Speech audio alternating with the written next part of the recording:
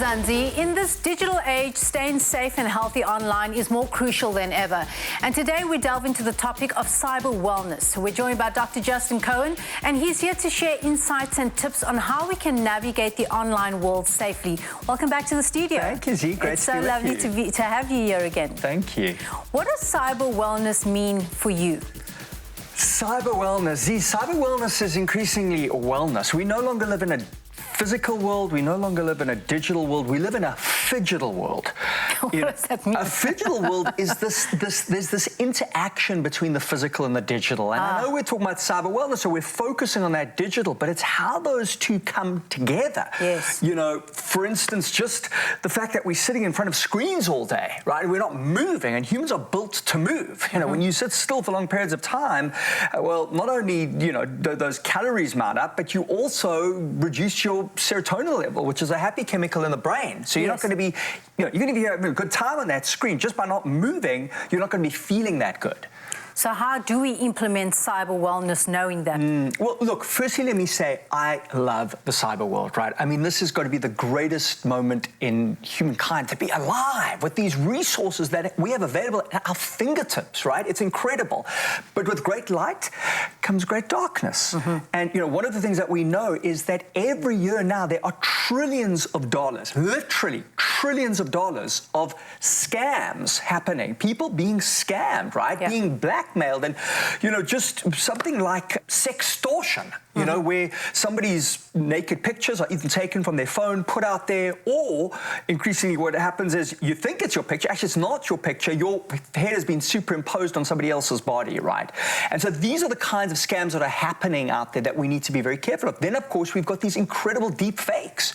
You know, there's scams now where you can get a call from somebody that sounds like your daughter or your partner saying, I have been kidnapped, I'm in danger, and I need you to put this money into this account. And it sounds exactly like them. It's not them, right? And people are falling for these scams and, you know, to often tragic consequences. So we really do need to protect ourselves against the worst part of this. And how do we do that? Well, see, firstly is to understand these things happen. So if you ever get a call like this from what sounds like your daughter or somebody you know, don't assume that it is actually them. So you want to check in to see if it is them. If you are being blackmailed, understand this. And, you know, I can only imagine how awful this must be. But understand that it's not going to help handing over the money. Because somebody says they've got pictures of you, you hand over money, when does it ever stop? So if you're being blackmailed, understand blackmail is a crime. So you need to talk to the police. There are cyber safety areas you can talk to, particularly if you're, you know, if you're under 18, you're a child, and somebody's grooming you, there's a sexual component to this, then you've got Childline who can be of assistance there as well. But yeah, I really want to emphasize, you know, this is something that's so close to my heart, as incredible as this moment is in time of these resources that we have available to us, we've also seen significant increases in anxiety, depression, and suicide. Yes. And this is in part due to what's going on online. There are people who have taken their lives because they think there are photos of them, or maybe there are photos of them, and they think that this is the end of the world. It's not the end of the world. If there is a photo of you out there, you notify Internet Safety, Childline. That photo can be scrubbed off the internet. This doesn't have to be the end. And even if it is on the internet, you are more than that photo. Yes.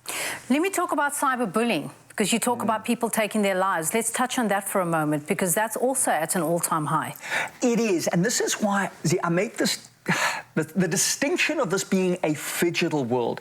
Bullying has always been an issue, right, in the physical world. It's just what happens when it's in the digital world. There are some additional excesses. So people can bully anonymously. Understand, the bully is the biggest coward on the planet, right? In the schoolyard, but even more so digitally, because you don't always know who they are, right? You can hide behind a keyboard. Exactly. So now you're being bullied, and you're not just being bullied within this group, say, at school. Now it feels like you're being bullied in front of the world. Now, you're not being bullied in front of the world, but it feels so much bigger because, you know, on these social media sites, you've got all these people looking in. So this is an issue, and we're never going to stop bullying, right? We can try and reduce it, absolutely, but what we really need to do is shift our response to that bullying. Yeah. You know, understand that, you know, who are you? You know, are you that person's opinion of you, or are you your opinion of you? You know, you don't need to buy into the things that person is saying, and understand that anybody is doing this. It says far more about them than it does about you.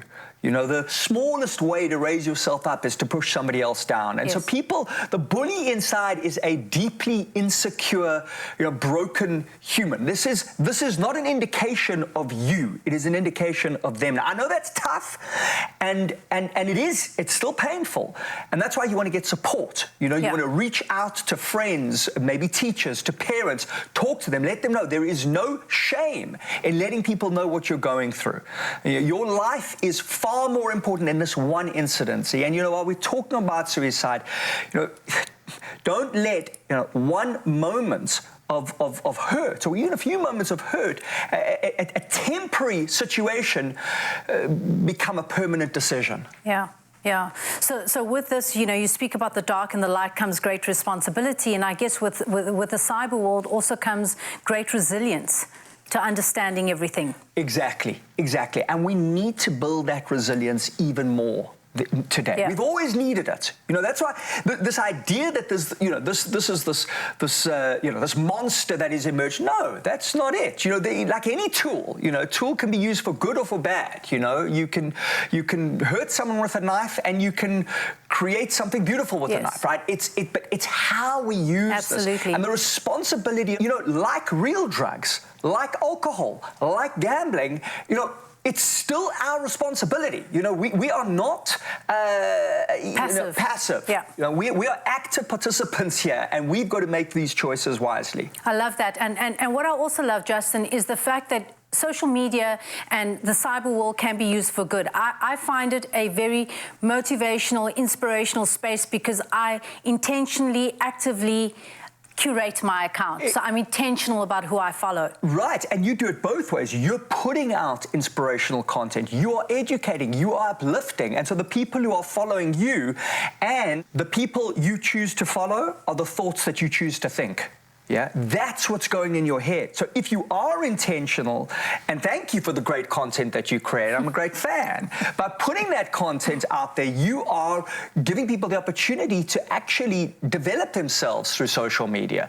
But it's up to them to decide, you know. And the truth is, inspirational content, you know, is appealing, but there's a lot of other content. You know, it's a bit like chocolate cake versus, you know, broccoli, which is also delicious. Which is also pretty.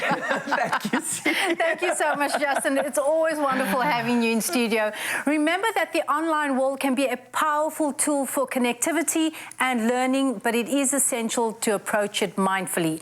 On social media, we would like to know from you, what is the average amount of time that you spend on your phone daily? You can share your comments on our social media pages, and don't forget to use the hashtag #AfternoonExpress.